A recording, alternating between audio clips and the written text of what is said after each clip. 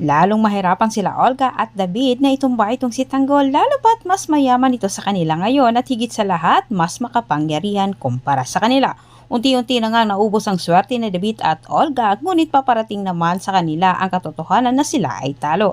Samantala sinimulan kaagad nila Tanggol ang pagpaplano kung paano nila palaguin ang perang nakuha nila sa Diamante. Handa namang gumabay si Amanda at Premo kay Tanggol para sa mga negosyong balak nitong itatayo at balak naman ni Tanggol na hawakan umano ang buong kamay nilaan upang sa ganitong paraan ay protektado silang lahat laban sa kanilang mga kaaway, lalo na umano sa mga lispong humahanap sa kanyang mga kaibigan.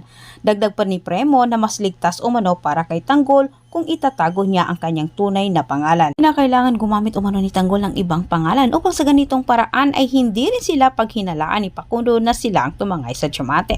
Sigurado itong si Premo na pinabantayan umano sila ni Facundo kay Marcelo at Madonna. Lalo pang lumala ang girian ni Facundo at Ramon dahil sa pera. Hindi tinigilan ni Ramon itong si Facundo hanggat hindi nakuha ang kanyang pera.